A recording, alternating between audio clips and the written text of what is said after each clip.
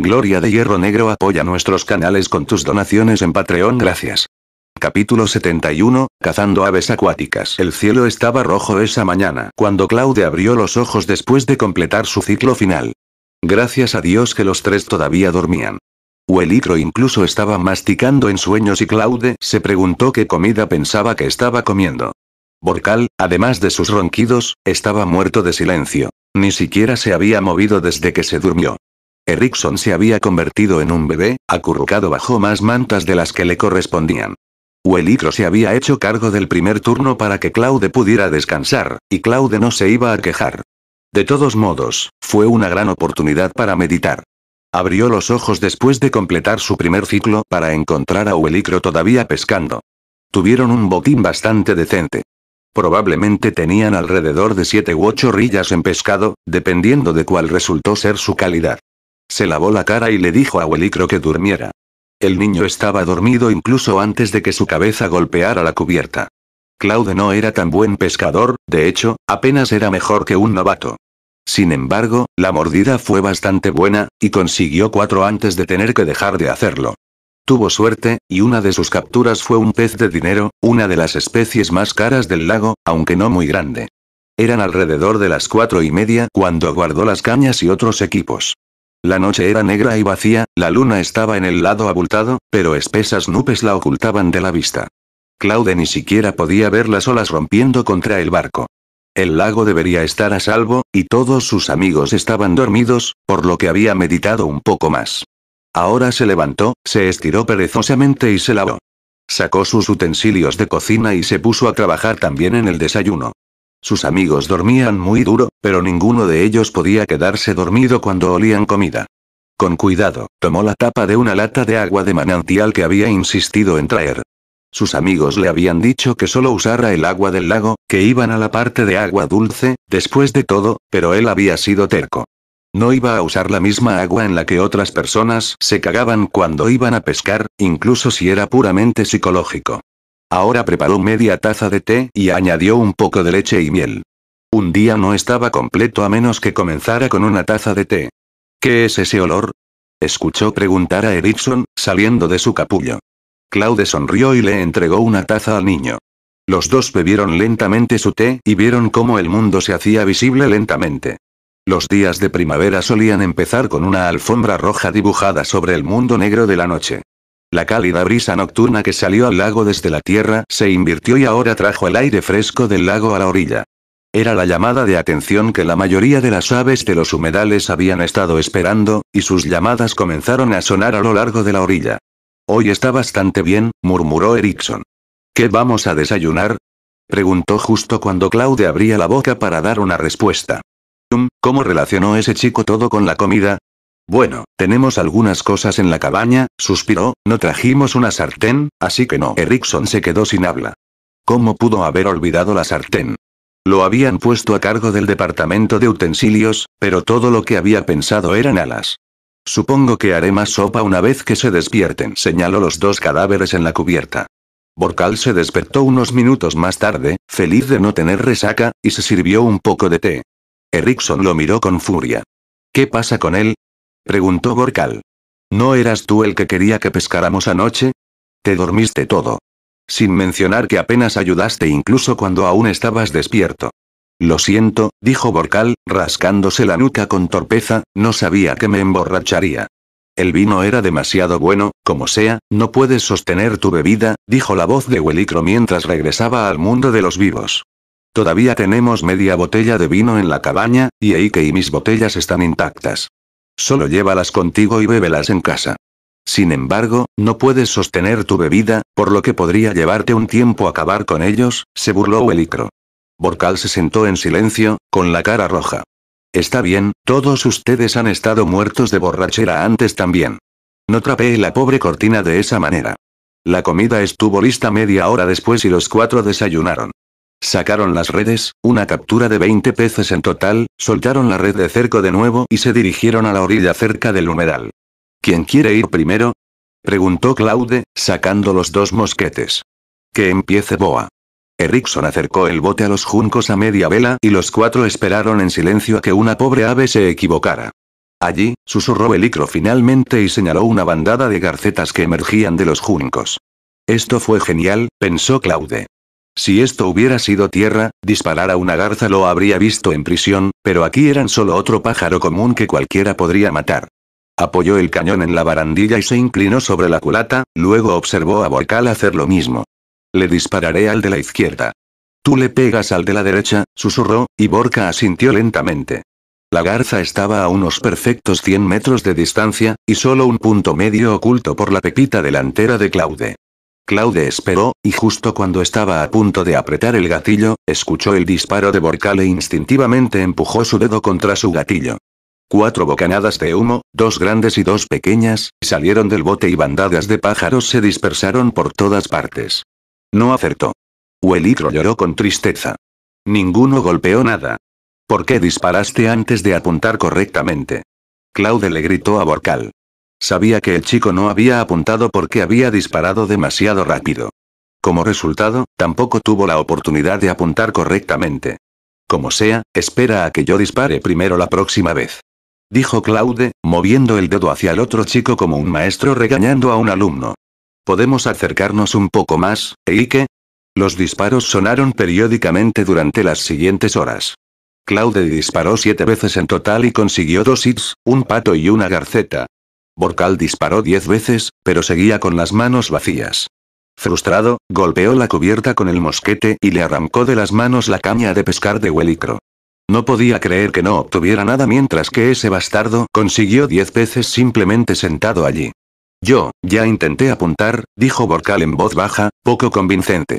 El bote pasó entre los juncos y Erickson recuperó su captura. Tenían 7 más cuando decidieron dejarlo todo. A pesar de eso, enterraron más balas en el barro que en pájaros. Erickson también tomó algunos tiros, pero, como Borcal, no golpeó nada. Borcal aprovechó la oportunidad para burlarse de Erickson, pero este último no era conocido por mantener la boca, y se convirtió en una gran discusión que asustó a todos los pájaros de nuevo. Cállate. Haz un concurso de tiro si quieres, pero deja esta estúpida discusión. Helicro les gritó a los dos. Les tomó un tiempo encontrar algo a lo que disparar, pero finalmente se encontraron con un trozo de madera flotante. Bien, suspiró Erickson, el infeliz Borcal fue el que encontró su objetivo. Helicro quitó la mira del mosquete de Borcal y recargó. Con los dos disparando, los pájaros comenzaron a caer rápidamente. Helicro volvió a poner la mira y la recalibró. Borcal recuperó su mosquete y Claude le entregó el suyo a Erickson. Los dos dispararon 5 rondas cada uno, pero ninguno de ellos acertó ni una sola vez, por lo que se quedaron discutiendo sobre quién se acercó más. Borcal miró fijamente la madera mientras Erickson soltaba un par de insultos y de repente preguntó. ¿Por qué se acerca? El agua va en sentido contrario. Helicro miró la madera y se puso pálido. Arriba las velas. Tenemos que salir de aquí. Eso no es madera flotante, es un cocodrilo Niros. Capítulo 72. La lucha del cocodrilo. Un cocodrilo Niros. El grito de Helicro se estrelló contra las cabezas de Erickson y Borcal como un rayo. Las piernas de Erickson se suavizaron y casi se resbaló del bote. Imposible, todavía estamos a kilómetros de Kenda Swamp, ¿cómo puede haber un cocodrilo aquí? Borcal miró fijamente el tablón que se acercaba y tartamudeó. Eso es un CC cocodrilo, que está empujando a través del agua www con su cola. ¿Un cocodrilo Niros? Claude todavía no había salido de su estupor, pero pronto buscó en sus recuerdos una impresión de Kenda Swamp. Ni el transmigrador ni el viejo Claude habían ido antes al pantano. Había oído que un par de ríos desembocaban en el lago a través del pantano. Se rumoreaba que Kenda se prolongó durante cientos de kilómetros, hasta llegar a la prefectura más occidental, Tordesillas. También estaba conectado al río más grande de las 3 prefecturas, Normandis. Los libros de geografía describen el pantano como rico en flora y fauna. Desafortunadamente, eso también significa que tenía muchos animales venenosos. Al menos un aventurero o recolector perdía la vida en el pantano cada año y pocas personas se atrevían a entrar. Eso era correcto, había escuchado algo sobre estos cocodrilos Niros. Eran los reyes del pantano. No tenían depredadores naturales y dominaban la cadena alimentaria. Claude miró al cocodrilo con forma de corteza que nadaba hacia ellos. Podía ver las olas provocadas por el balanceo de su cola. Claramente, no apreciaba ser una práctica de tiro mientras pretendía ser un trozo de madera. Claude le quitó el mosquete a Erickson. «Despliega a las velas, rápido», gritó mientras cargaba. Huelicro ya estaba izando las velas. Agarró el poste de la batea y trató de empujar el bote lejos del cocodrilo que se aproximaba. Sin embargo, estaban medio atrapados en cañas cortas y era difícil hacer que se movieran. Claude terminó de cargar y apuntó. Su disparo resonó sobre el pantano llano un momento después. El cocodrilo se sacudió levemente, se detuvo y volvió a atacarlos. «Dispara a la cabeza. Ve por los ojos». Huelicro gritó con la voz medio rota. El disparo hizo que Borcal volviera a la realidad y jugueteó con su propio mosquete. El cocodrilo seguía llegando y lo hacía más rápido con cada momento que pasaba. Los chicos no sabían exactamente qué tan grande era, pero su volumen general se hizo evidente a medida que se acercaba. Era enorme, pero no los 7 metros que decía la red de chismes de la ciudad. Todavía eran 5 metros completos. Eso era más largo que el bote. Erickson tanteó con el timón del barco, pero no consiguió que el barco hiciera nada. El viento se había calmado y el timón no hacía nada si el barco no se movía. Su única esperanza, aunque nadie quería decir si era esperanza o engaño, era que Huelicro los empujara de alguna manera al mar abierto. Erickson corrió hacia las velas. Si nada más, al menos podría intentar purgar cada pizca de energía del pequeño movimiento que había en el aire. Sin embargo, incluso si lo hiciera, en el mejor de los casos valdría la mitad, ya que el viento soplaba hacia el pantano, no hacia el lago. Claude se calmó con fuerza. Respiró hondo varias veces y luego apuntó a la madera flotante que cargaba. No podía ver sus ojos, se veían como el resto, por lo que se vio obligado a adivinar y disparar. El humo volvió a salir por el costado de la cubierta y el cocodrilo se estremeció esta vez. Se detuvo y un pequeño rastro de sangre se difundió lentamente a su paso. Su cabeza se sumergió en el agua un momento después. Un golpe. Huelicro gritó. Sin embargo, sus palabras apenas habían salido de su boca cuando el tronco reapareció y cargó contra ellos de nuevo. Una tercera bocanada, esta vez del mosquete de Borcal, pero esta vez la bala simplemente salpicó junto a la cabeza. ¿Cómo apuntaste? Ni siquiera golpeaste a esta distancia. Huelicro lloró, perdiendo su última pizca de compostura. Solo les quedaban un par de docenas de metros entre ellos y el cocodrilo. Todos se estremecieron y sintieron un sudor frío correr por sus espaldas cuando el aura sombríamente determinada del cocodrilo brilló sobre ellos. La mano de Borcal se aflojó y su mosquete cayó al suelo con estrépito. Se acabó, no vamos a lograrlo, recógelo. Carga. ¿De verdad vas a sentarte y esperar a que te coma? Claude ni siquiera escuchó las disputas detrás de él. Contempló la carga de la muerte. Su disparo había dado en el blanco, pero aparentemente solo había enfurecido al cocodrilo. Su mente se iluminó y recordó que todavía tenían pólvora. Claude buscó un cartucho en sus bolsillos. Rompió la tapa con los dientes y vertió la pólvora en el cañón. La ronda siguió un momento después, y la embistió con su varilla temblorosa. Se llevó el mosquete al hombro en el mismo momento en que el cocodrilo saltó del agua hacia ellos. ¡Ah! Borcal lloró con la voz quebrada. Sus piernas cedieron y se derrumbó de rodillas, una mancha húmeda acre formándose entre sus piernas. Huelicro estaba justo en el camino del cocodrilo, pero tenía más experiencia lidiando con animales que cargaban y se apartó rápidamente. Los ojos de Erickson casi se salieron de su rostro cuando vio cómo la enorme máquina de la muerte chocaba contra su hermoso bote. Se estremeció, cayó medio metro al agua y luego volvió a subir. Sin embargo, se incluyó de inmediato. La barandilla lateral de estribor había desaparecido, solo unos pocos tocones sobresalían del borde de la cubierta. La cabeza del cocodrilo fue enterrada a través del casco en la cabina. Si no hubieran utilizado las tablas del rompeolas en lugar de las del viejo barco de pesca, el marco podría haberse roto por completo. Al menos les dio unos momentos mientras el cocodrilo luchaba por sacar la cabeza. Sin embargo, no se resignó a quedarse atrapado en el bote, y sus furiosas luchas empujaron el barco de un lado a otro. Claude perdió el equilibrio y fue enviado rodando por la cubierta. Se estrelló contra la barandilla de babor y se agarró, su mano derecha blanca alrededor de su mosquete. Erickson abrazó su volante como un niño que temía que su madre lo dejara atrás, la sangre le corría por la cara y formaba una enorme herida en la frente. Borcal se quedó sentado sin fuerzas donde se había detenido, gimiendo, y la mancha entre las piernas crecía cada vez más. No ayudó que estuviera mirando por la trampilla de la cabina en la cubierta a los dientes blancos del cocodrilo mientras se agitaba de un lado a otro. Erickson finalmente no pudo sostenerse más del volante y colapsó hacia atrás sobre la barandilla trasera. Uelicro se colgó del mástil con todas sus fuerzas. Las luchas del cocodrilo lo empujaron más hacia el interior del bote, y su boca finalmente salió por la trampilla. Borcal chilló y literalmente se alejó del monstruo. Uelicro intentó embestir con su palo en los ojos de la cosa, pero un rápido mordisco lo partió por la mitad.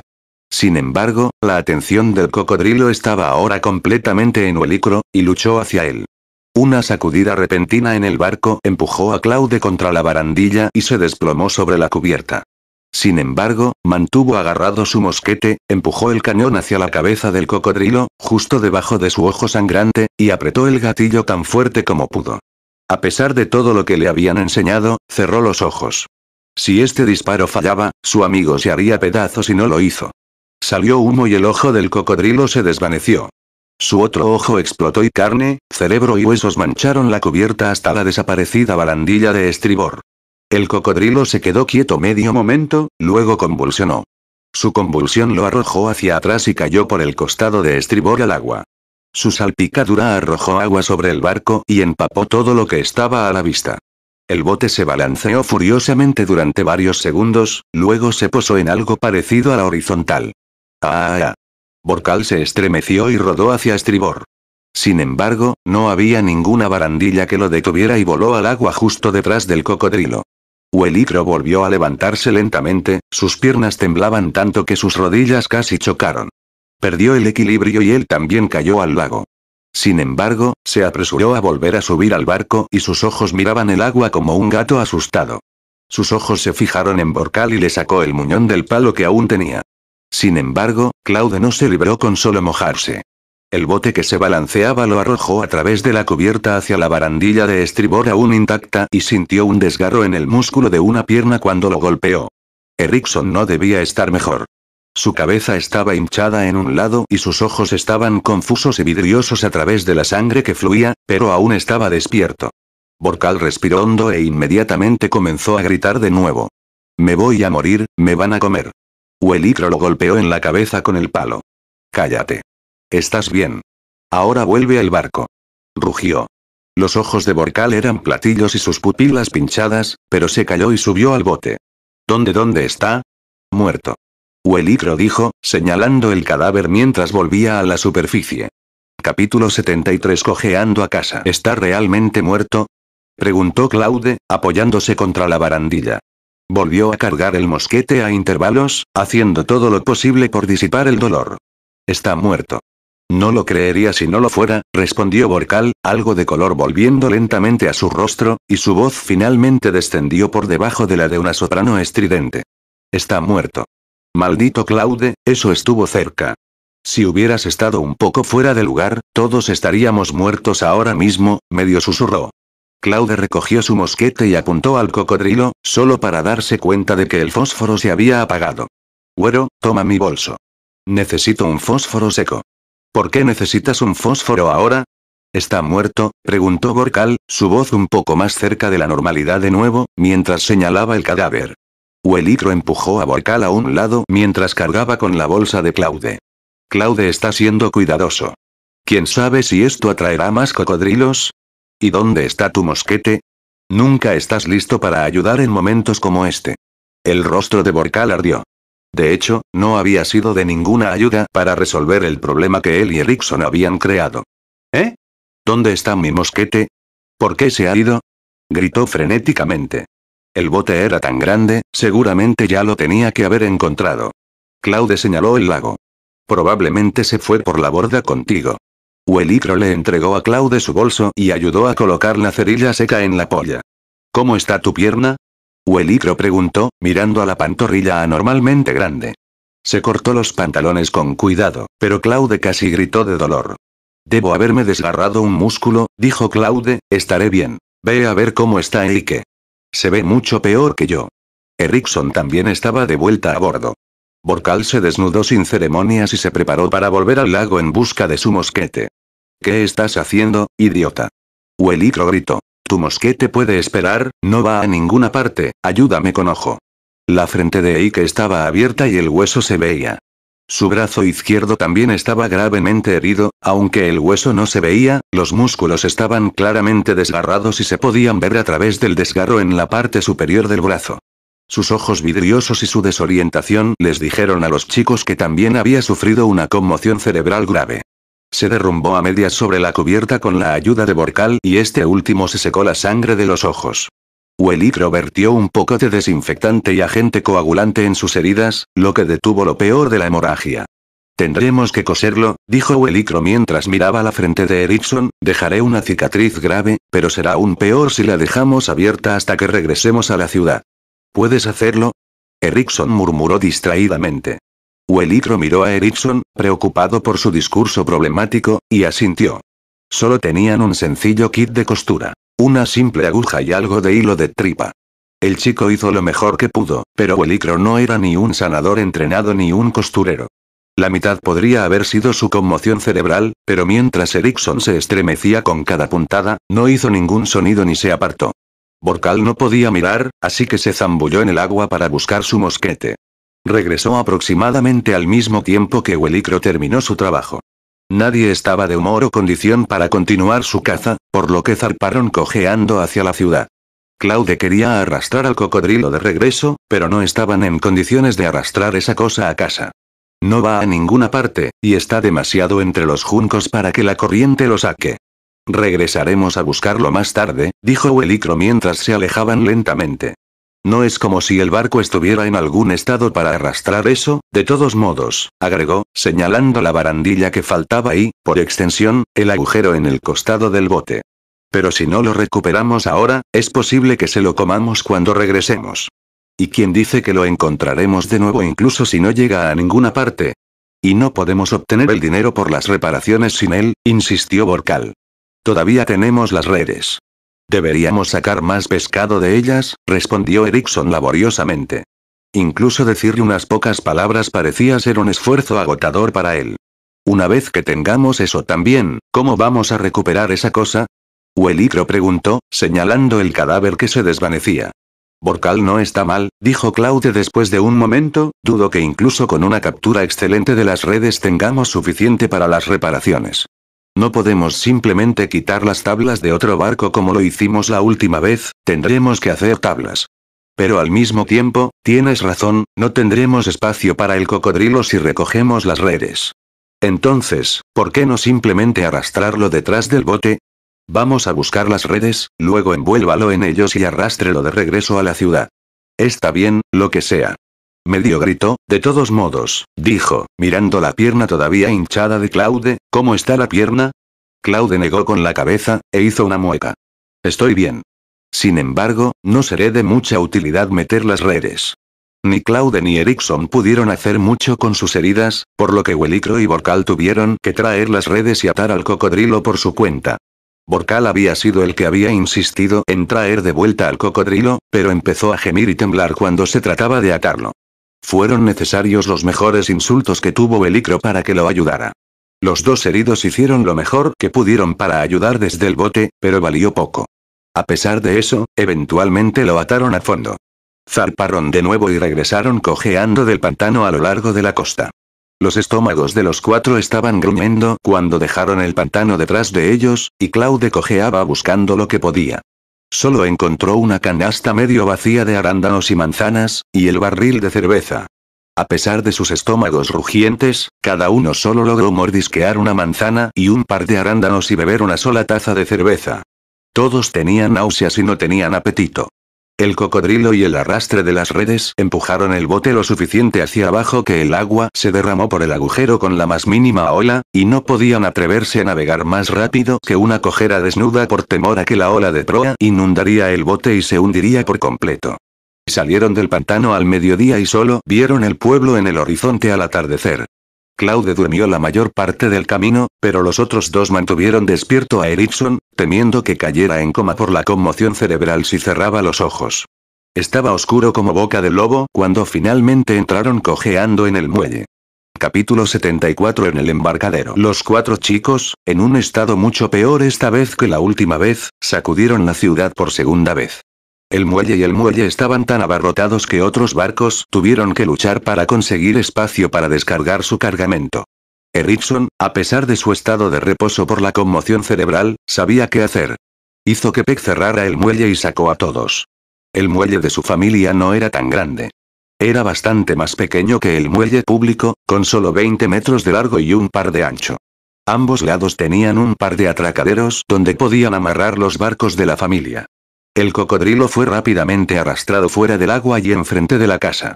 Varias personas intentaron colarse para ver mejor y tal vez incluso tocar la cosa, pero Peg era una buena guardia y fueron despachadas rápidamente. Erickson hizo que alguien guardara las redes mientras él ayudaba a Volcal a liberar al cocodrilo de ellos. Wellicro ayudó a Claude, cuyo rostro estaba ahora permanentemente contorsionado en un ceño dolorido, a salir cojeando del barco, bajar por el muelle y llegar a la casa.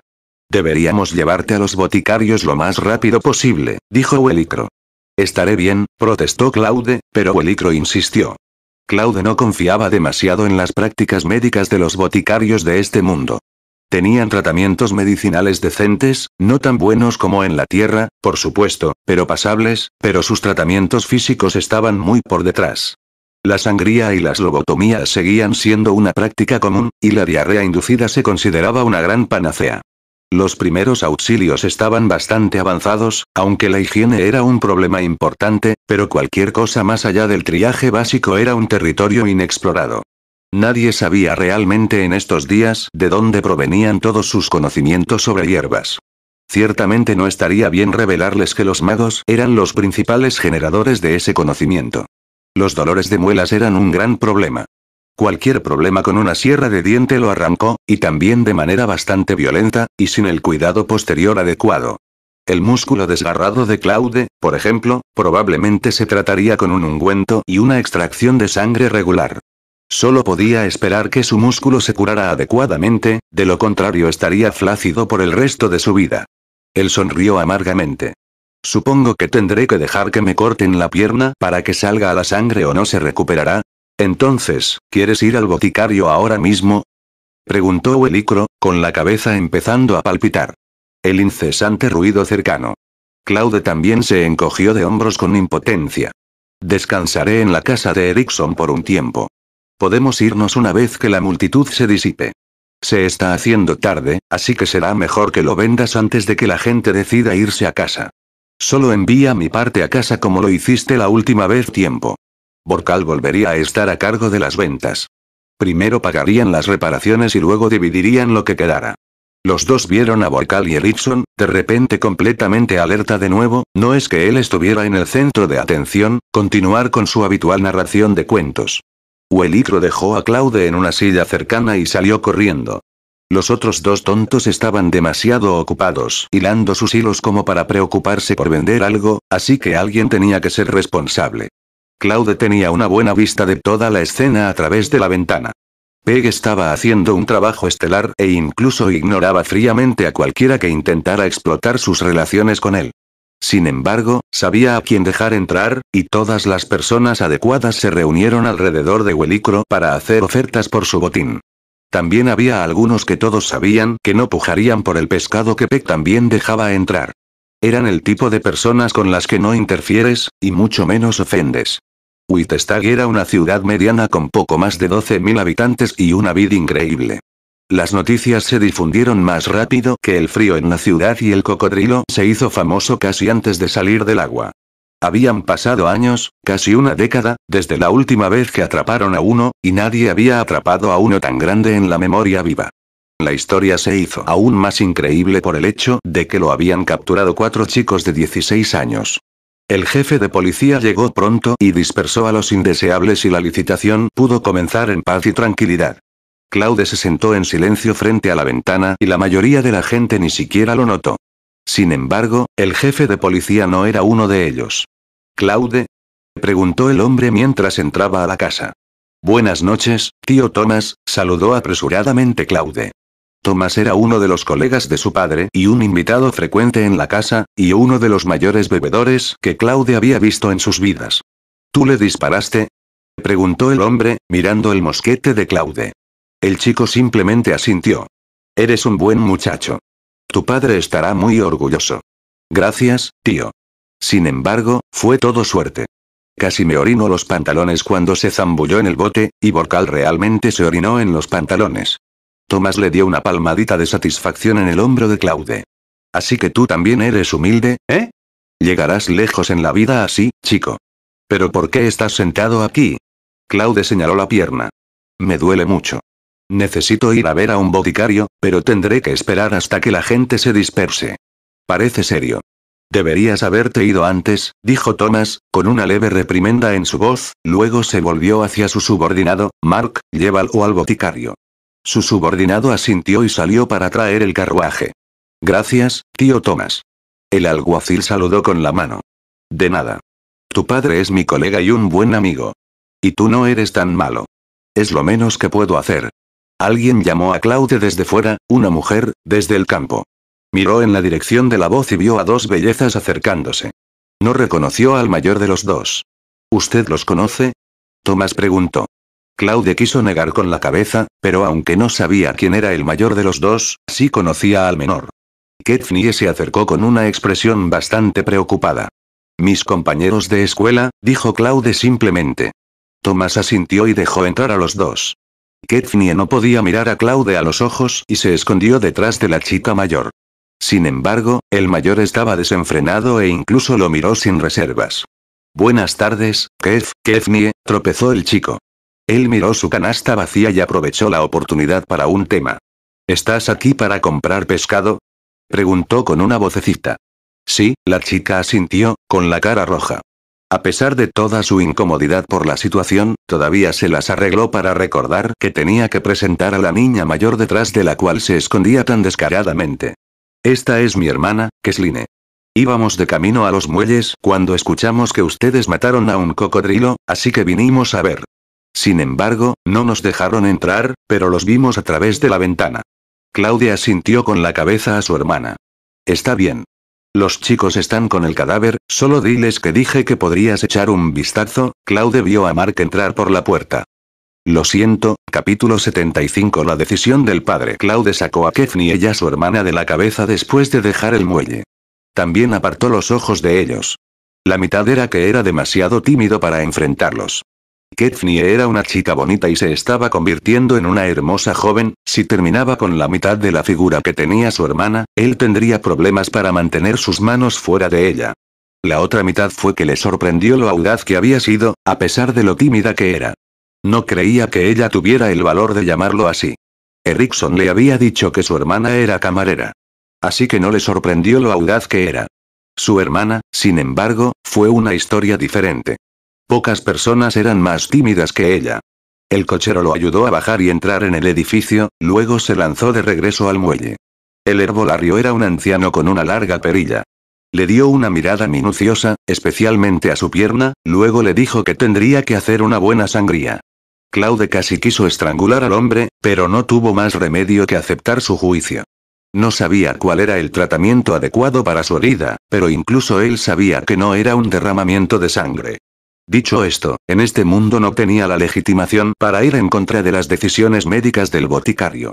Tan sangriento sería, suspiró. El hombre le entregó un trozo de madera. Muérdelo, dijo. ¿Muérdelo? ¿Por qué tuvo que morderlo? Pronto se enteró. Este mundo no tenía anestésicos locales, e incluso un pequeño corte en una vena era insoportable sin ellos. El mismo efecto se podría lograr con ciertos venenos, pero, al ser venenos, tenían numerosos efectos secundarios y debían administrarse en dosis muy limitadas y controladas, de lo contrario serían fatales. Que el hombre metiera un palito dentro del corte para abrirlo tampoco ayudó. El rostro de Claude nunca había sido más pálido en ninguna de sus vidas. Sudor frío, medio congelado, en realidad, le caía por la cara y la espalda en ríos. Juró que también sintió que un diente se rompía en un punto. Le rogó al hombre que lo sacara de su miseria y sacó un mazo de madera. Casi saltó de su asiento cuando vio que la cosa venía a la parte posterior de su cuello y eligió el bocado en su lugar. No estaba orgulloso de la siguiente hora de ese día. Pasó la mayor parte de sus lloriqueos como una niña completamente devastada. Pasó por 2 momentos en total y tenía casi tanto miedo del dolor de muelas que sabía que iba a tener durante la semana siguiente como del propio boticario. Tenía que admitir, sin embargo, que el anciano era bastante bueno en su trabajo, eso era lo que era. Cosió la incisión con suturas pequeñas y limpias y se entablilló la pierna a fondo. Cubrió gran parte de su pierna, ahora magullada, con una mezcla de poción curativa de pasta verde antes de vendarlo completamente y aplicar una pasta diferente al vendaje que se endureció rápidamente. Cubrió todo, desde las caderas hasta la pantorrilla, convirtiendo toda su pierna en un poste. Iba a lucir malditamente raro caminando durante varias semanas entre ahora y cuando pudiera quitárselo. No le gustó la idea, pero rápidamente dejó de ser una preocupación cuando escuchó que podría tener que enfrentarse a otro derramamiento de sangre si el anciano no estaba contento con su progreso durante su próximo chequeo en 3 días. Llegó a casa muy tarde esa noche. El cochero lo llevó como a una princesita al interior de la casa. Su madre casi se desmaya cuando lo vio. Si su pierna no fuera la única herida, no dudaba que su madre realmente se hubiera desmayado. Lavid tenía una habilidad increíble para convertir un grano de arena en una montaña. Cuando la noticia llegó a su madre, el cocodrilo le había arrancado la pierna, que habían encontrado en su estómago. Él le proporcionó una descripción muy detallada del tratamiento, asegurándose de insistir que su dolor se debía a la sangría. Su discurso comenzó a arrastrarse al final de su descripción cuando su mandíbula comenzó a doler y tener espasmos. Sus mejillas se hincharon como si hubiera ganado peso y le resultaba difícil tragar, no importa comer.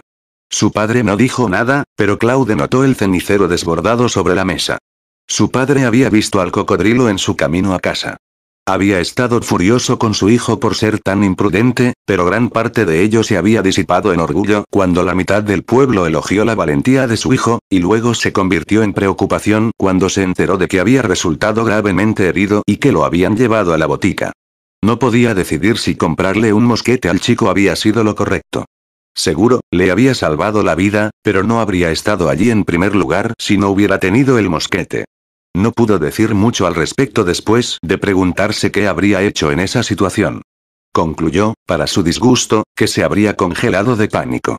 Sabía de la inclinación de Borcal y Erickson por exagerar sus propios roles en este tipo de eventos, por lo que no dudaba de que su hijo había sido el principal responsable de la muerte del cocodrilo y de su supervivencia.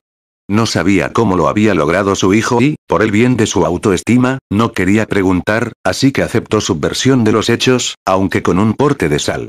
Se dio cuenta de que conocía cada vez menos a su hijo con cada mes que pasaba. No sabía qué enseñarle, mucho menos cómo. Arbeit era el mayor y había estado profundamente involucrado en su educación, pero el niño se había convertido en una gran decepción en ciertos frentes importantes, a pesar de impresionar a otros. Y fue entonces cuando fue entrenado para seguir los pasos de su padre. Claude caminaba por un camino completamente diferente, uno del que su padre no sabía casi nada. Nunca antes había dudado de su elección, pero esta tarde se había preguntado si había tomado la decisión correcta. Su hijo estaba resultando ser incluso mejor que su hermano mayor, y no solo en las áreas donde su hermano no era tan bueno. Su mente estaba demasiado ocupada con sus pensamientos para reprender a su hijo. Una pequeña parte de él incluso pensó que no tenía derecho a reprender al chico. Además, imprudente o no, no fue poca cosa acabar con un cocodrilo Niros, y mucho menos hacerlo con un hueso roto y un músculo desgarrado. Sin embargo, no escuchó esa pequeña parte de su mente y se armó de valor lo suficiente como para darle a su hijo un sermón severo y prohibirle volver al pantano. Claudia asintió obedientemente, lo que se había vuelto bastante raro en los meses posteriores a su enfermedad. Su madre tuvo una sincronización impecable como siempre, y le trajo la sopa y el pan justo cuando su padre terminaba su conferencia. Estaba hambriento, pero se vio obligado a sorberlo lentamente con las mandíbulas apretadas. Terminó casi media hora después, y su madre le preguntó sobre todo el pescado que Welicro le había enviado mientras despejaba la mesa. Todos habían sido escamas blancas, peces que solo se alimentaban al ganado. Welicro había querido devolverlos al lago cuando los atraparon, pero Claude había insistido en quedárselos. ¿Ya los enviaron? ¿Enviaron algo más?, preguntó. Un poco de ternera, cordero, 3 colas largas y un pato, dijo su madre cuando regresó de la cocina. Les dije que enviaran las escamas blancas, dijo, están muy fritas. Puedes freírlas enteras. Los huesos son lo suficientemente pequeños como para no pincharte, y tampoco es necesario quitar las escamas. Solo tienes que cortarles las tripas. Su madre no dijo nada más. Hacía tiempo que había renunciado a tratar de averiguar de dónde sacaba su hijo sus extravagantes ideas culinarias. Sin embargo, nunca la habían decepcionado, por lo que se contentó con disfrutar de los frutos de su mente oscura. En cambio, puso a Angelina a trabajar limpiando el pescado mientras preparaba una olla de aceite. El olor a pescado frito pronto llenó la casa. El aceite era en realidad un producto bastante caro, pero sus padres habían aprendido a darle a Claude la libertad de usar lo que quisiera como quisiera en la cocina, por lo que siempre había suficiente aceite para todos.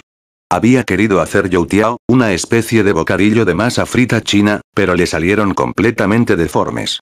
No es que eso detuviera a los pequeños bribones de pulirlos a todos, de todos modos. Su padre simplemente siguió fumando su pipa mientras él le explicaba cuidadosamente los detalles de todo el asunto. Claude no tenía el talento de narrador de sus dos amigos, y gran parte de lo que había sucedido era un borrón para él, por lo que su versión de los hechos era mucho más clara que la de Borcal y Erickson. La expresión de su padre se suavizó un poco cuando escuchó que habían tratado de escapar y no habían optado por una confrontación desde el principio. Desafortunadamente, las cañas los mantuvieron en su lugar y les impidieron escapar, por lo que se vieron obligados a enfrentarse al cocodrilo. Su padre recordó el barco de pesca medio hundido que había visto en el muelle y se estremeció. Dejó su pipa y amplió su prohibición sobre las acciones de su hijo a cualquier excursión al lago. Podía cazar animales pequeños en las afueras de la ciudad. Claude normalmente podía hacer un agujero en la cabeza de su padre, pero esta vez su padre estaba decidido. Finalmente se rindió y asintió, derrotado. Su madre y su hermana trajeron el pescado frito y dos pequeños sinvergüenzas se los tragaron a puñados. Todo lo que hace Brother es delicioso, jadeó Blowake entre tragos. El cachorro tiró de su camisa para probarlo también, pero por mucho que a Blowake le encantara, compartir comida con él estaba fuera de discusión. Yo fui quien lo hizo, lo regañó su madre, golpeándolo en la cabeza con una furia falsa. Tu hermano acaba de sugerir la receta. Angelina fue más generosa que su hermano pequeño y le entregó una cabeza de pescado crujiente al cachorro, quien rápidamente abandonó a su pequeño amo por su joven ama. Morsen también mordisqueó uno. El aceite no estaba lo suficientemente caliente, están empapados. Pero el sabor es bueno. Claude se acostó a dormir poco después. ¿Necesitas ayuda?, preguntó su padre mientras el niño cojeaba torpemente hacia las escaleras. No, estoy bien. Se detuvo en el baño para darse un lavado rápido y cojeó el resto del camino hasta su habitación. Se habría derrumbado en su cama si eso no hubiera enviado otra ola de dolor a su pierna. En cambio, se acostó con cautela y suspiró profundamente una vez que se acomodó. Trató de meditar, pero el dolor no le permitía concentrarse, así que se fue a dormir. Se despertó con un sudor frío por el dolor sordo y doloroso a la mañana siguiente, y se lavó antes de bajar cojeando las escaleras. Bebió otro plato de sopa, su boca se sentía incluso peor que el día anterior y dudaba que mejorara durante los próximos 2 días, y se preparó para ir a la escuela. Sin embargo, su padre lo detuvo cuando se dirigió a la puerta y dijo que lo enviaría a la escuela. Los dos pasaron por una tienda en la ciudad de camino a la escuela y su padre le consiguió una muleta. Claude no estaba muy feliz.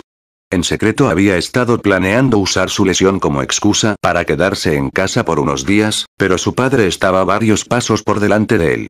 Sin embargo, no podía estar demasiado enojado con su padre. El hombre estaba siendo muy pensativo. No dejaré que faltes a la escuela, jovencito. No te perderás ni un día de clases por esto, ¿me oyes? Sí, padre, murmuró el niño. El rostro de su padre se suavizó un poco. Puedes pedir permiso para tus clases físicas. No es como si pudieras hacer algo así en ellas, de todos modos. Capítulo 76. Dos malas noticias. Su padre lo llevó hasta la puerta de la escuela. Claude cojeó el resto del camino a clase y se sentó con cautela, moviendo la pierna debajo de su escritorio con torpeza. Sus compañeros de clase lo abrumaron en el momento en que su trasero golpeó la silla. Todos habían visto al cocodrilo la noche anterior, y su pierna escayolada y su muleta coincidían con la imagen de un guerrero herido y hastiado. Su cara estaba roja como un tomate todo el tiempo. Se habría inclinado ante la maestra cuando persiguió a todos de regreso a sus asientos si no fuera por su pierna. No estaba particularmente feliz de que todos lo elogiaran en lugar de ayudarlo. Nunca antes había usado una muleta, y no le ayudó el hecho de que fuera un poco demasiado grande para él.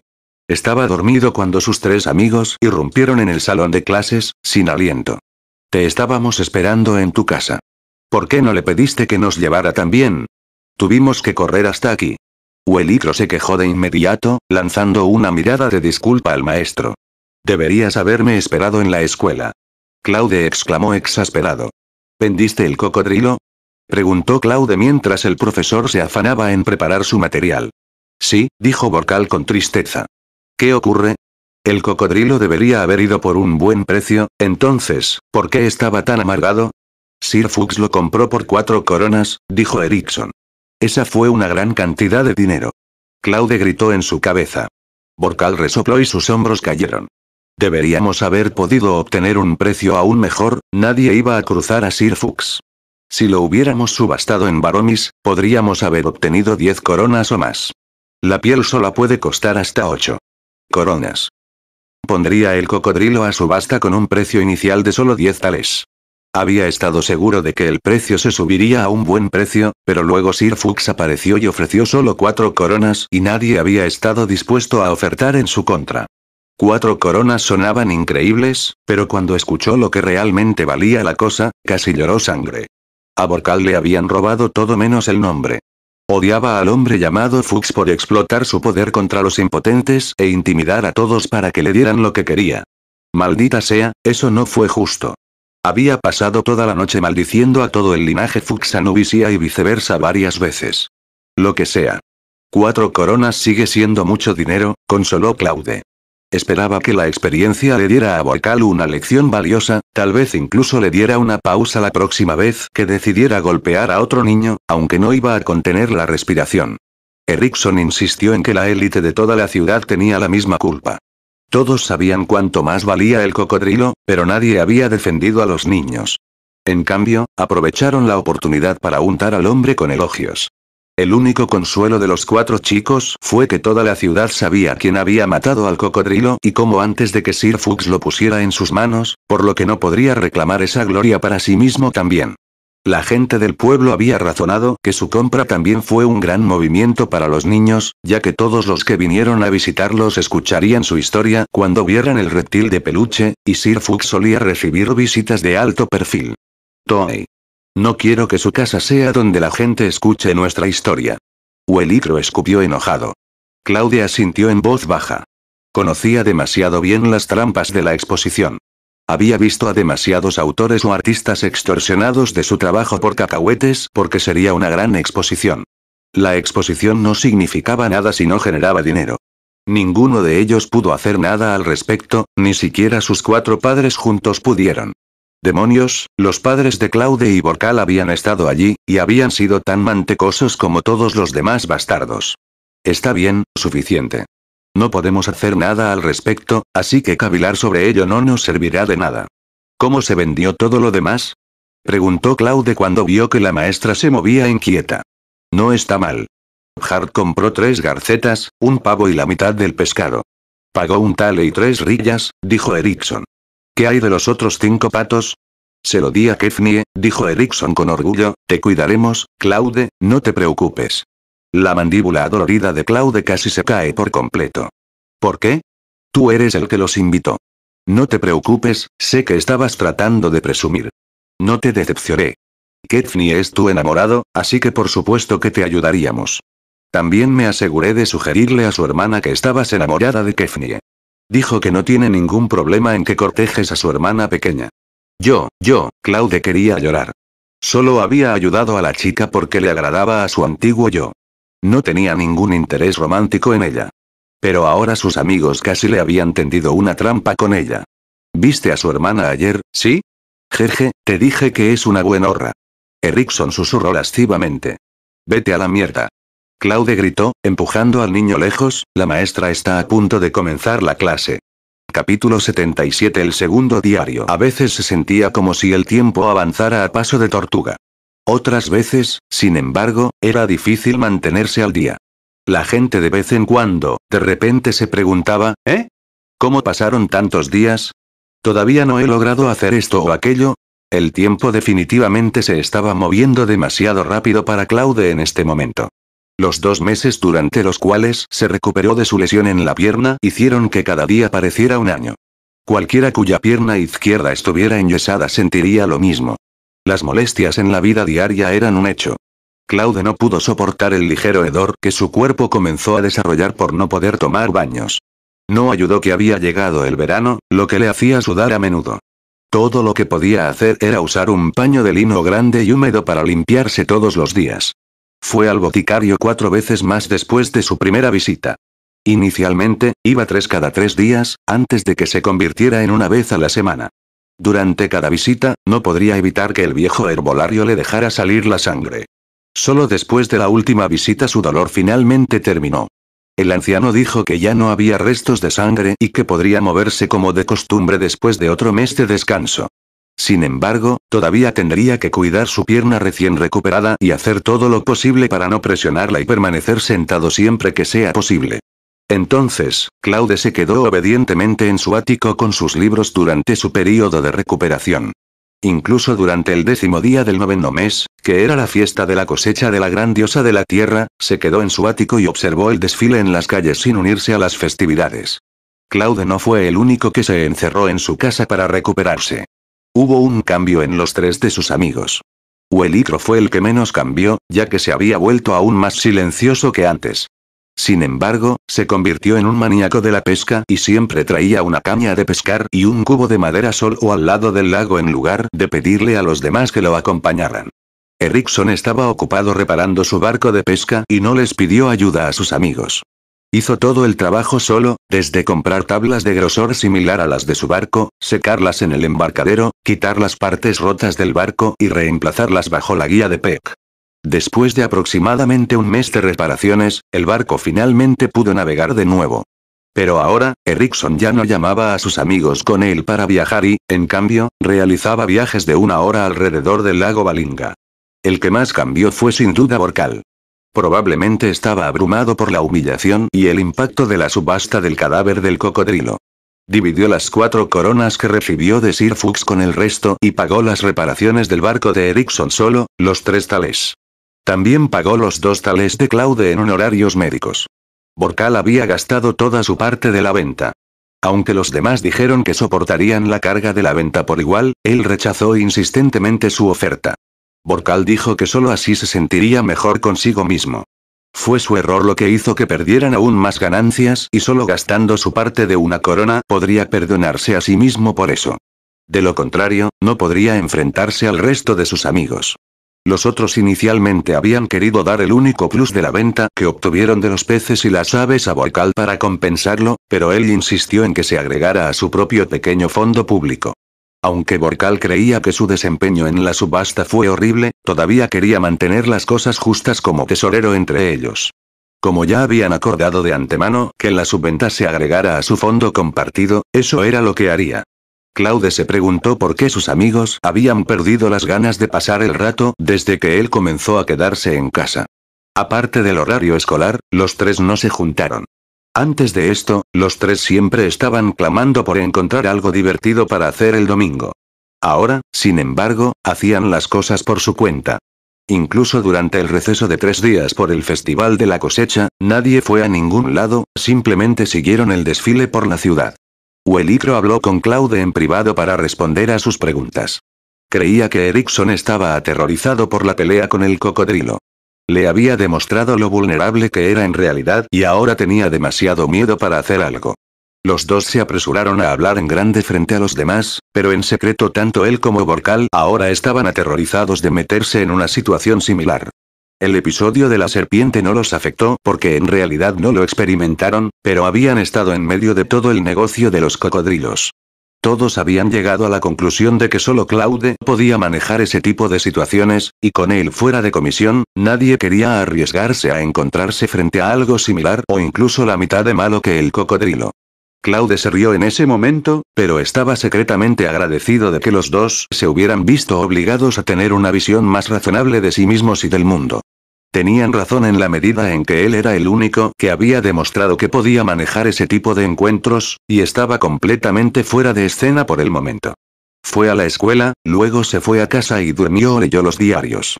Había pasado por los 2 tantas veces que ahora podía recitarlos palabra por palabra. Habían respondido a muchas de sus preguntas, aunque no a todas.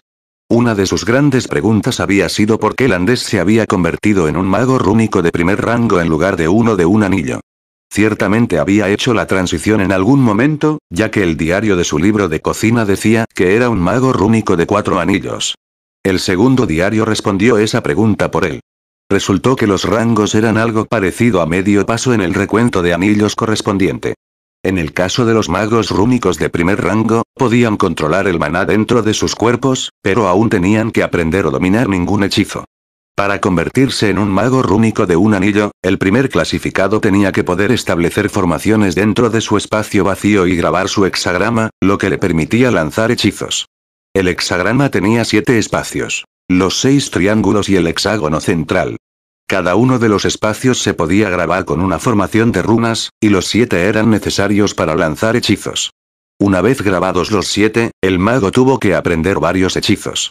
Una vez que pudieron pasar una prueba que requería que lanzaran con éxito los hechizos que habían aprendido, las 7 formaciones no eran iguales en poder o estatus.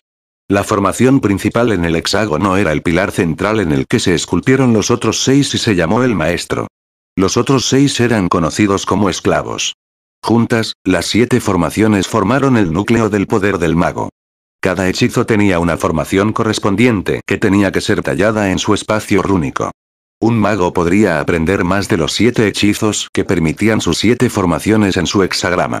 Podía esculpir formaciones en cualquier lugar de su espacio vacío, pero esos 7 eran el núcleo de su repertorio y, a menudo, seguían siendo los más familiares y de uso frecuente. Esto se debió principalmente a que solo las runas grabadas en su hexagrama eran permanentes.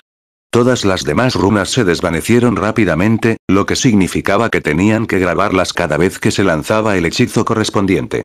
No fue. Landés había pasado gran parte de sus primeros años investigando el hexagrama y las formaciones talladas en ellos. Descubrió que el consumo de magia no era solo una cuestión del alcance del efecto del hechizo, sino que también estaba fuertemente influenciado por el lugar donde estaba tallada su runa correspondiente.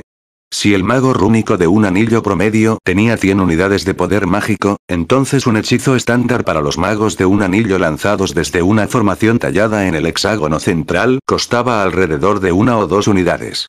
Ese mismo hechizo lanzado desde una formación tallada en uno de los 6 triángulos cuesta de 3 a 6 unidades.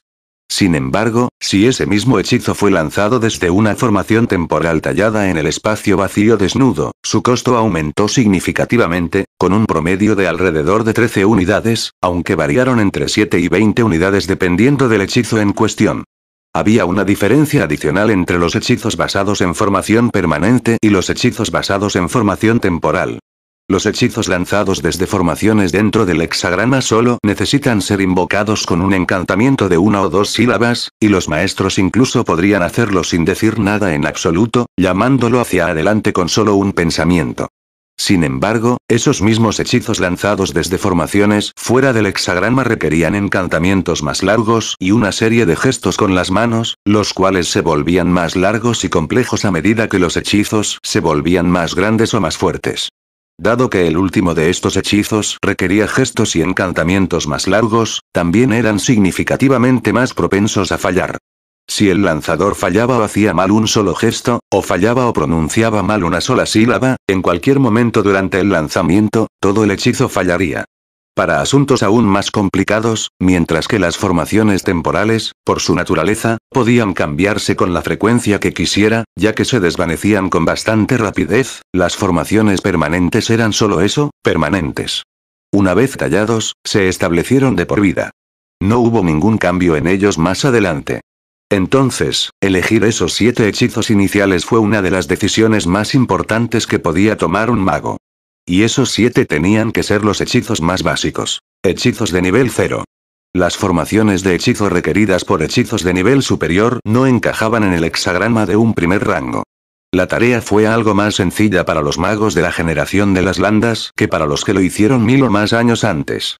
La selección de hechizos válidos entre los que podían elegir disminuyó rápidamente a lo largo de los siglos. Algunos de los hechizos más simples requerían materiales para lanzarlos, y a medida que los materiales mágicos se volvían raros o se consumían por completo, esos hechizos se volvían completamente inútiles y se abandonaban. Para la época del Andés, los únicos hechizos que quedaban en el catálogo eran los que podían lanzarse utilizando solo el maná almacenado en el cuerpo. Ese concepto no era tan extraño para Claude. Al comienzo de la industria del automóvil, los autos buenos eran más rápidos o más fuertes, no les importaba el consumo de combustible. Pero a medida que el combustible comenzó a secarse, un buen cuidado se convirtió en uno que podía ser rápido o fuerte utilizando mucho menos combustible. Solo los juguetes más lujosos y de niños ricos podían permitirse seguir siendo ineficaces. El mismo principio se había aplicado también a la magia. A medida que los recursos se volvieron más raros, el énfasis cambió de poderosos y costosos hechizos a un equilibrio de poder y eficiencia, a hechizos eventualmente versátiles que podrían lanzarse sin ningún material externo. Este proceso eliminó disciplinas enteras en magia, dejando eventualmente solo combate y runas. Los magos rúnicos usaban runas para enfocar el movimiento de la magia ambiental, para complementar el propio maná del mago, para dirigir el maná del mago para lograr resultados más complejos que de otra manera requerirían materiales, o para hacer el uso más eficiente de los materiales que aún estaban disponibles.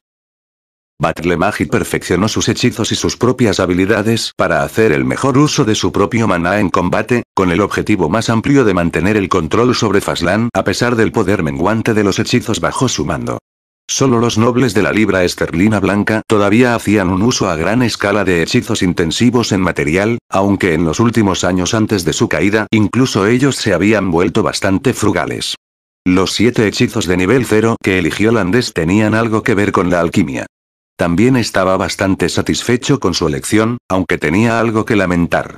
Tawari le había aconsejado que reservara al menos uno de sus 6 triángulos para un hechizo de combate. Lo había escuchado, pero nunca había necesitado usar el hechizo al final, y a lo largo de los años había descubierto varias docenas de otros hechizos relacionados con la alquimia que usaba regularmente que podría haber puesto allí. Sin embargo, el consejo de Tawari fue malo solo en retrospectiva. Su lógica había sido sólida. El mundo ya no era seguro y empeoraba con cada año que pasaba. Runemagus o no, tenía que poder protegerse a sí mismo. Hubiera sido prudente incluso sin el poder cada vez menor de los magos y su control sobre las masas comunes. Las luchas de poder entre los magos y sus amargas enemistades y rivalidades por sí solas eran una justificación suficiente para tener algo a mano. Incluso si en realidad nunca usó el hechizo, solo dejar que los demás supieran que tenía una runa de combate permanente sería suficiente para asustar a la mayoría de las personas por las que tenía que preocuparse. Aquellos que podían permitirse ignorar ese conocimiento eran el tipo de personas a las que no podía enfrentarse, incluso si solo tuviera hechizos de combate de todos modos. Claude también notó un tono de agradecimiento por el consejo de Tawari en la escritura de Landés incluso cuando dijo que lamentaba haberlo tomado. Tener una formación permanente para un hechizo de combate era infinitamente mejor que memorizarlo para un uso normal a través de una formación temporal. A él, como mago de runas, nunca se le permitiría aprender hechizos de combate más poderosos que los disponibles para la elección de los 7 iniciales, y usar uno de esos hechizos a través de una formación temporal era una pérdida de maná. Eran completamente inútiles a menos que sus correspondientes formaciones fueran permanentes. Tawari también tenía razón sobre las propiedades disuasorias de tener uno de esos hechizos. Lo habían visto practicándolo una vez y después de eso, casi 9/10 partes de todas las personas que le causaban problemas regularmente se detuvieron repentinamente. Era normal, pensó Claude, los novatos siempre eran intimidados por los mayores. La mayoría de los mayores de Landés, sin embargo, eran magos rúnicos y no tenían ningún hechizo de combate. Así que fueron completamente superados por él y no tendrían ninguna posibilidad en una pelea. Tenía una gran espada, y todo lo que sus posibles oponentes tenían eran sus puños. Podrían ser capaces de dominarlos si se unieran a él, pero más de unos pocos de ellos seguirían sufriendo por eso, y nadie quería correr el riesgo de ser uno de ellos. Capítulo 78 Hechizos básicos. Las primeras páginas del segundo diario tratan principalmente de los 7 hechizos básicos de Landés. Landés incluso hizo bocetos de las formaciones. Y explicó los principios detrás de cómo funcionaban. Claude no entendía realmente por qué Landés escribió el diario de esa manera. Se sentía menos como un diario y más como un libro de texto, no es que se estuviera quejando. Si no fuera por eso, el diario no tendría ningún valor para él como una forma de aprender sobre la magia. El hechizo central de Landés era Manos de Magus. Fue una de las opciones más populares para los magos rúnicos. Fue un hechizo esencial para la experimentación. El diario decía que algunos experimentos necesitaban 10 moldes o más. Ningún mago rúnico que se precie lo grabó en ningún otro lugar que no fuera el hexágono. El hechizo creaba manifestaciones de maná de manos que podían ser controladas por el pensamiento, lo que le permitía al mago realizar experimentos por su cuenta que de otro modo requerirían cualquier cantidad de ayuda. Una vez que uno se acostumbró a trabajar con varias manos más de lo normal, fue mucho más eficiente que tratar de coordinar los movimientos de varios asistentes. También era fundamental realizar experimentos que utilizaran materiales venenosos, corrosivos o muy calientes o fríos como ácidos o metal fundido. Su primer hechizo de esclavo fue Elle of Appraisal. Le permitía a un mago escudriñar objetos, especialmente runas y formaciones de runas, mucho más de cerca que el ojo humano, incluso el ojo de un mago con poder de maná. No solo eso, sino que el lanzador podía cambiar su punto de vista en relación con el objetivo como quisiera y verlo desde todos los ángulos. Su segundo hechizo de esclavo fue Control Fino. Fue un hechizo complementario a Magus Andos que aumentó su destreza. También permitió que las manifestaciones se transformaran en diferentes formas, lo que les permitió convertirse en todo tipo de herramientas útiles como cuchillos, martillos, agujas, etc. El tercero fue la descomposición. El papel clave y único de los magos rúnicos de un anillo era hacer el trabajo preparatorio para los experimentos dirigidos o realizados solos por magos superiores, y este hechizo era esencial para eso. Descompuso un objeto o material en sus partes constituyentes en la medida en que el lanzador las entendiera. Un mago, por ejemplo, que no supiera acerca de los átomos, por ejemplo, no podría descomponer el agua en átomos de hidrógeno y oxígeno. Sin embargo, podrían descomponer una roca en sus diversos materiales constituyentes, como arena de sílice, materiales orgánicos y minerales individuales. Esa configuración volvió a tener sentido para Claude. Los proyectos de investigación y sus experimentos solían ser manejados por profesores o investigadores senior, mientras que los juniors bajo su cuidado o tutela se encargaban de las tareas menores preparatorias y documentales. Se podría poner a asistentes menos jóvenes a cargo de experimentos de componentes más pequeños y el investigador principal simplemente revisaría sus informes para incorporarlos al experimento principal. El cuarto hechizo de esclavos fue reconstrucción, lo opuesto a descomposición. Le permitió al lanzador ensamblar materiales en matrices más grandes, recrear la roca a partir de los minerales, por así decirlo. Los dos eran hechizos básicos en la creación de pociones. Los materiales base se descompusieron en sus elementos constituyentes, y los materiales deseados se seleccionaron de entre ellos y luego se reconstruyeron en la poción. Sin embargo, las pociones más efectivas o complejas requerirían hechizos o formaciones de runas adicionales, pero todas funcionaban con el mismo principio básico. El quinto hechizo de esclavo de Landés fue su hechizo de combate Magin Missile. El maná canalizado a través de la formación se congeló en un proyectil semisólido parecido al plasma que incluso podría perforar gruesas placas de metal. Se parecía mucho a las pistolas de plasma tan populares en la ciencia ficción terrestre.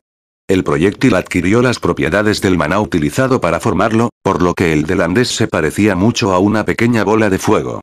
En su caso, su afinidad hizo que el proyectil fuera más poderoso, mientras que otros podrían hacer que congelara el área alrededor de su impacto o impactara cualquier cosa que tocara. Sin embargo, cada elemento también transmitió su debilidad al proyectil. En el caso de Landés, aunque su maná de fuego hizo que el proyectil fuera más poderoso, también limitó severamente su alcance. Como un trozo de madera en llamas arrojado por el aire, se apagó muy rápidamente. Podría hacer un daño rápidamente decreciente a solo unos 10 metros. Si realmente lo empujaba, podría quemar la carne o la ropa expuestas a 20 metros, pero el proyectil se disipó en ese punto.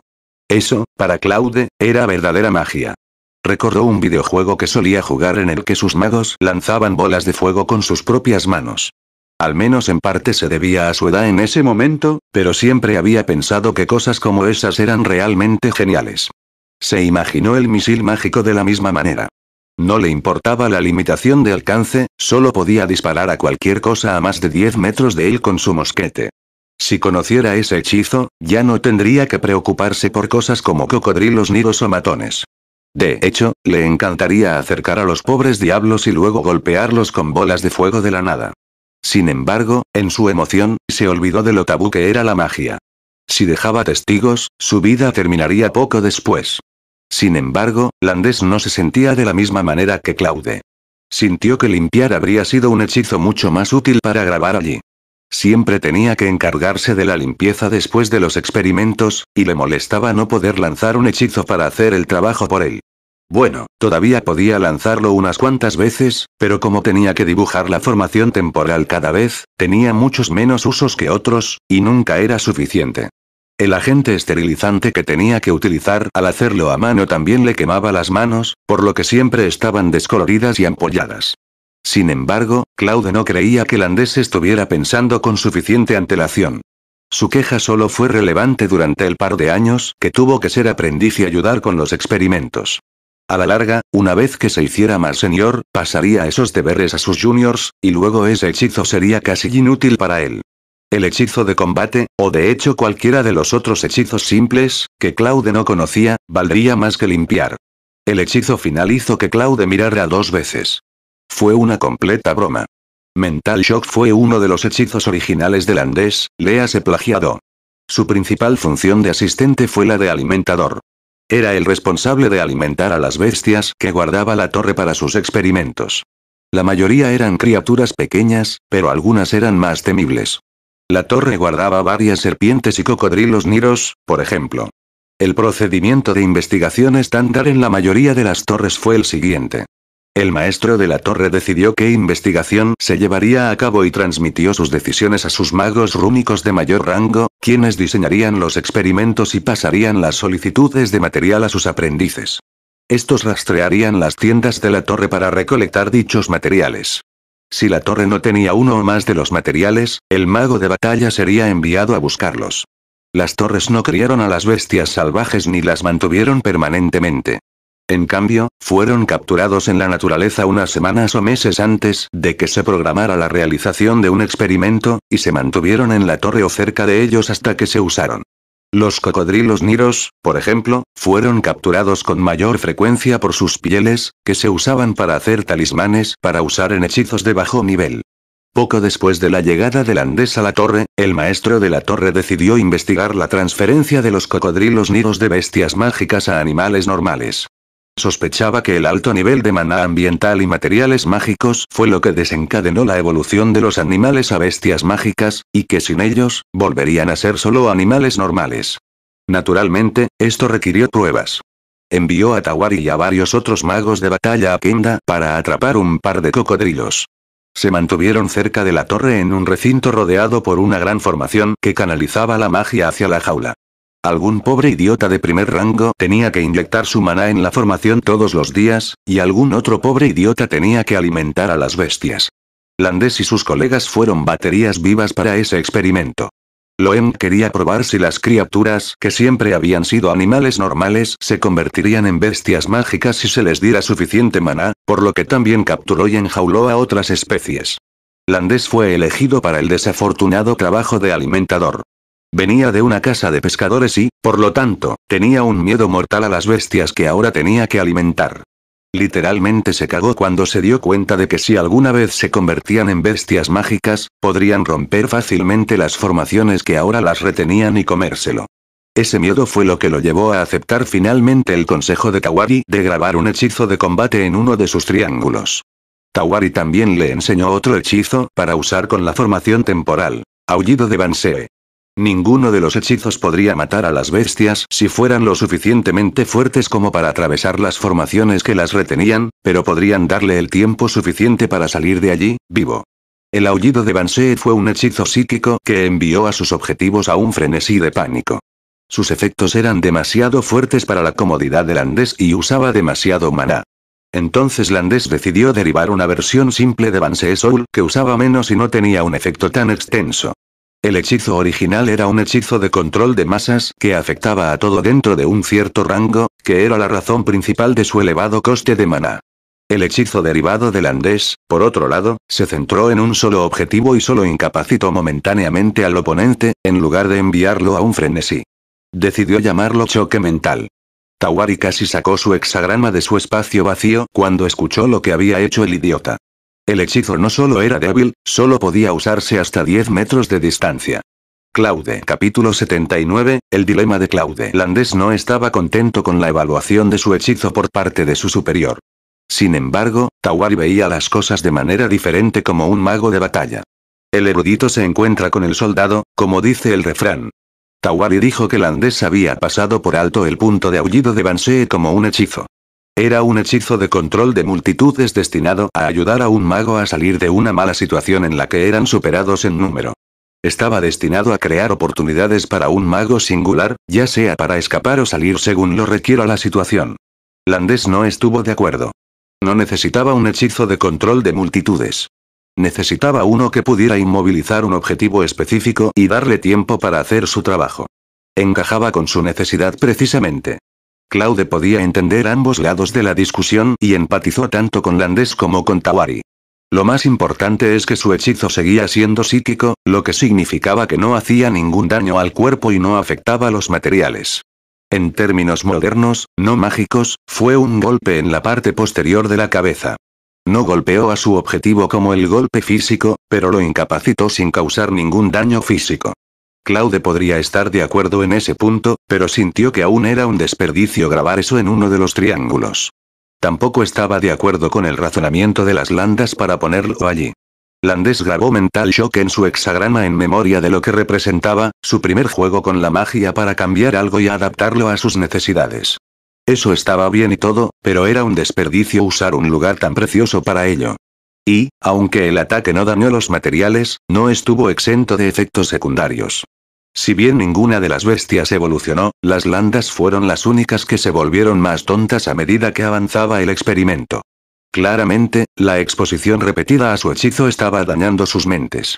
Afortunadamente para Landés, el maestro de la torre no se enteró de su uso de Mental Shock, y en su lugar pensó que su selección de bestias se estaba domesticando por su exposición prolongada a los humanos. Si hubiera descubierto que todo era obra de Landés, intencional o no, Claude dudaba que el aprendiz hubiera vivido lo suficiente para escribir su diario de cocina. Por otra parte, la tibieza y timidez que su uso repetido del choque mental inculcó en las bestias de su cargo demostró las primeras incursiones reales en la domesticación de bestias feroces.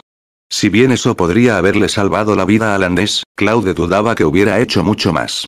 Landés estaba extasiado cuando el maestro de la torre finalmente puso fin al proyecto de investigación.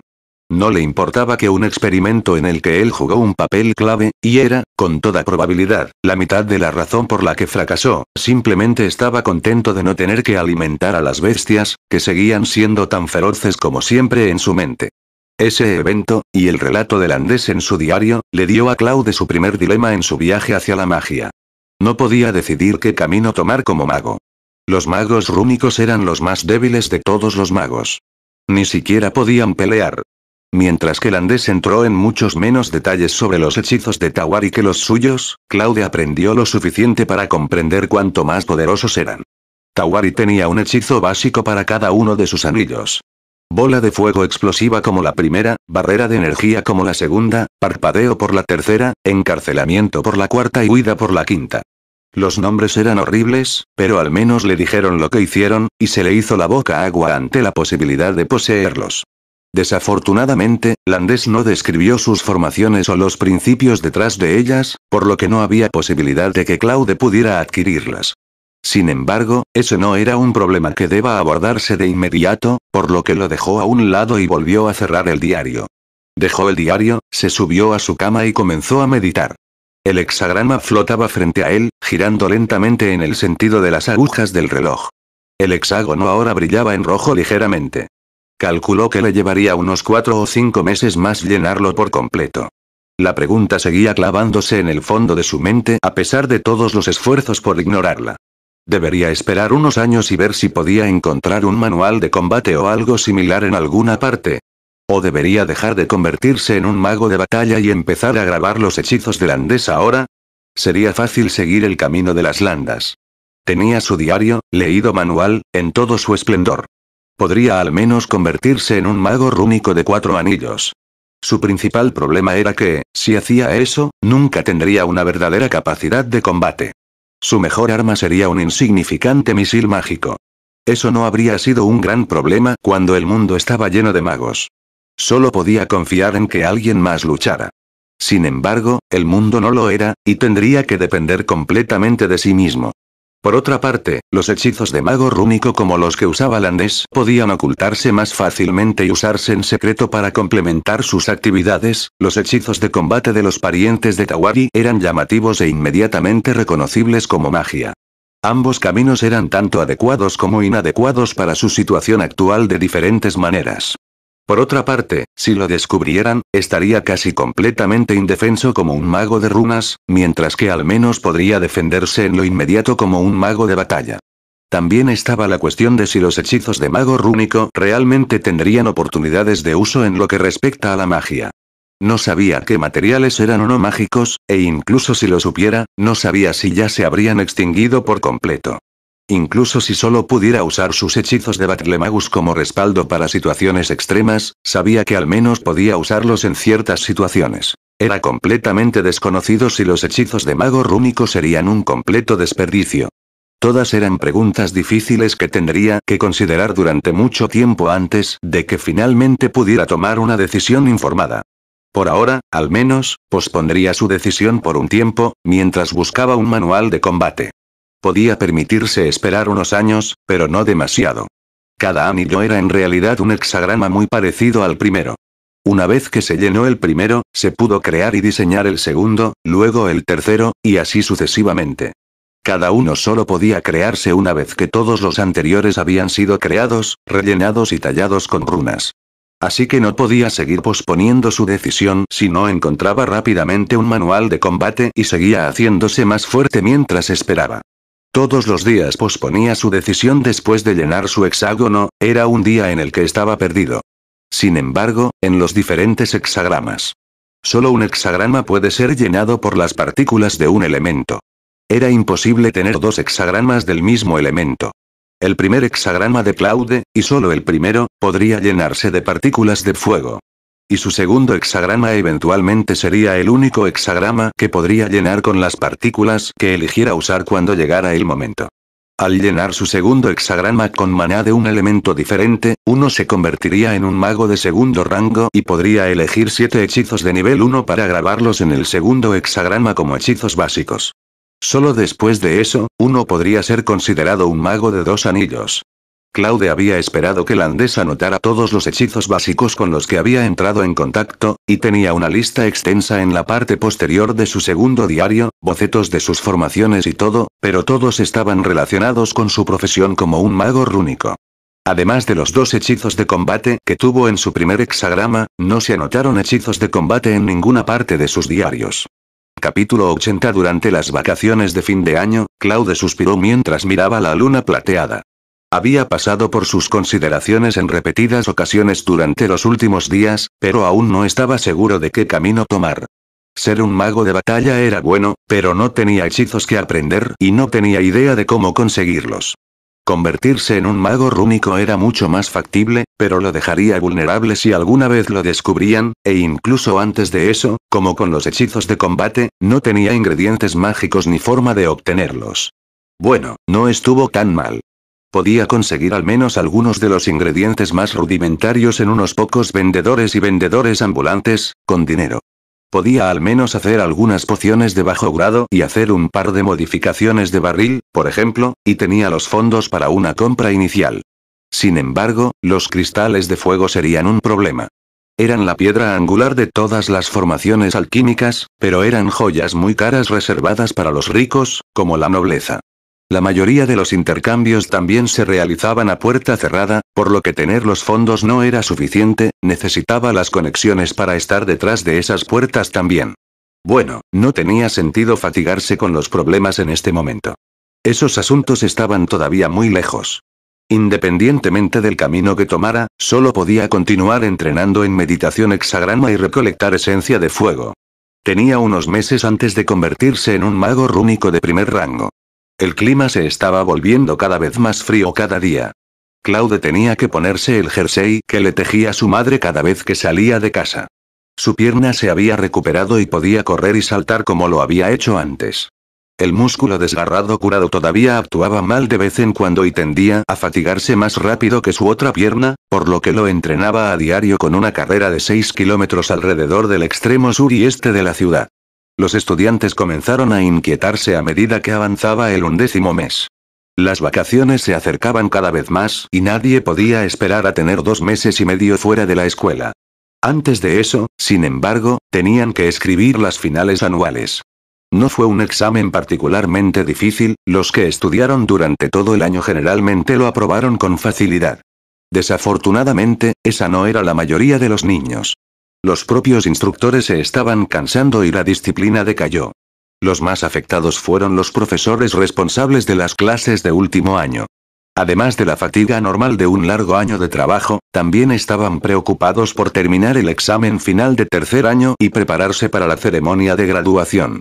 Borcal y Erickson habían despertado por completo su interés en el sexo opuesto y, con frecuencia, explotaban la disciplina laxa para escabullirse de la clase y echar un vistazo a la clase de las chicas. Algunos incluso estaban comenzando los años tontos como se le conocía, enamorándose por primera vez, lo que a menudo los hacía sonreír como tontos todo el día si sacaban una palabra o dos de su enamoramiento. No hay manera de salvar a esos dos, Claude suspiró, sacudiendo la cabeza mientras veía a los dos chicos literalmente entrar en clase, con los ojos vidriosos y sonriendo como muñecos pintados. Literalmente habían recibido solo un par de palabras con sus enamorados, Betty y Portia. Claude ni siquiera quería pensar en lo que estaban imaginando vívidamente en ese momento. Lo siento, Claude, Uelicro murmuró tímidamente desde un lado. Qué bueno, le pregunté a mi papá si podía llevarte a Egret con nosotros para el descanso, pero dijo que era demasiado peligroso. Después de lo que te pasó la última vez que salimos, Uelicro lanzó una mirada a Claude. Pierna. No está dispuesto a arriesgar nada contigo. Dijo que, aunque no duda de que puedas conquistar la isla en invierno, no va a apostar su reputación y su posición en ella. Claudia asintió con comprensión. Está bien, güero. Tu papá no me llevaría aunque el mío dijera que estaba bien. No te sientas mal. ¿Por qué no tomas una siesta? Tenemos las pruebas físicas esta tarde y te quiero en tu mejor cuando te venzo. A Claudia le había ido bien en la parte académica de las finales hasta el momento. Había obtenido el puesto 17 en la general, y sus amigos lo hicieron bastante bien gracias a que lo engañaron. Todos los niños sabían lo que estaban haciendo, y eso no ayudó en absoluto a su reputación, pero nadie tuvo las agallas para decirles a los examinadores lo que estaba pasando. Claude se ganó a Uelicro en las pruebas físicas finalmente gracias a superar a Uelicro en sus puntos débiles y a igualarlo donde era más fuerte. Si Claude no hubiera ganado las competencias de estoque y dos manos y hubiera terminado quinto con la espada corta, ganando todo el evento en general, Uelicro podría haberlo vencido. Incluso Claude en su mejor momento no pudo vencer al chico en un combate sin armas. Los temibles cuatro se dividirían una vez que terminara la escuela, por lo que la ciudad estaba infinitamente agradecida. Erickson debía partir con su padre hacia el mar de las tormentas.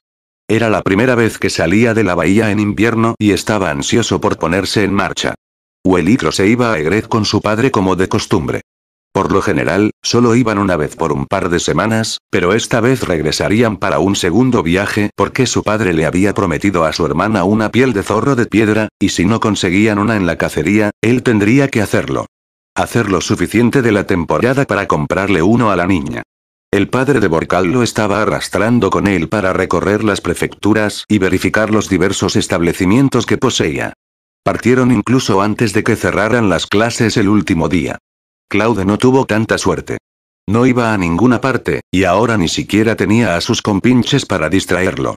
Lo único que podía hacer era jugar con sus hermanos menores y el cachorro, aparte de sus meditaciones, por supuesto. Tenía algo de dinero para gastar y mucho tiempo muerto por delante, así que buscó en las librerías y vendedores ambulantes de la ciudad cualquier cosa que pudiera encontrar y se quedó con las manos vacías. Su hermana y su hermano pequeño estaban muy felices de acompañarlo, lo que hizo las cosas más difíciles para él, ya que tenía que vigilarlos mientras trataba de encontrar algo que valiera la pena, y rápidamente se estaban comiendo, en algunos casos de manera bastante literal, su dinero. Sin embargo, no tuvo el corazón para decirles que no podían acompañarlos, por lo que terminó salvado por la avaricia de su padre. El hombre mayor les prohibió a los dos acompañarlos, diciendo que se estaban aprovechando injustamente de su hermano mayor. Los dos casi hacen berrinches, pero él se mantuvo firme y decidido, y finalmente se rindieron y se encerraron en su habitación. Huelicro pasó un par de semanas de vacaciones y le trajo una pierna de munjak. Un munjak era una especie de ciervo común en las 3 prefecturas. Eran del tamaño de una cabra, pero no podrían saltar una ramita si se interpusiera en su camino. Eran muy fáciles de atrapar para alguien que sabía lo que estaba haciendo, y se estaban extinguiendo rápidamente en la región. A estas alturas eran una captura rara, aunque fácil. Todavía tenían que atrapar un zorro de piedra, por lo que solo estaban de regreso aquí para dejar sus cosechas y reabastecerse de suministros. Se irían de nuevo en 1 o 2 días. A pesar de todo lo que Claude había hecho para aliviarlo, Huelicro todavía estaba muy descontento consigo mismo por no haber logrado convencer a su padre de que dejara que el niño lo acompañara. No solo porque se sentía mal dejar a su amigo en la ciudad mientras se embarcaba en una aventura, sino porque era un desperdicio para un cazador tan talentoso como Claude perder una temporada entera languideciendo en el aburrimiento en casa. Sin embargo, el padre de Claude nunca lo dejaría ir, ni tampoco el padre de Huelicro, por lo que no había nada que hacer más que sentirse avergonzado. Claude le mostró la carta que recibió de Borcal 2 días antes. Decía que no volvería en Año Nuevo, ya que su padre había decidido que lo gastarían en casa de su tía en Simlock. Sin embargo, esperaba estar de regreso a fines del primer mes. Erickson fue el siguiente en el tajo. Todavía no habían oído hablar de él, pero si su padre hacía lo mismo que las veces anteriores, debería estar de regreso justo antes de Año Nuevo. Huelicro quería compensar su ausencia, y dado que Claude no tenía nada que hacer, en realidad, los dos se dirigieron al sur de la ciudad, siguiendo las sugerencias de Huelicro de cazar un poco. Sin embargo, prohibió a Claude usar trampas. Esto es tanto para practicar tu tiro como para cazar. Así que nada de trampas. Había dicho, señalando a Claude con el dedo como un profesor enojado.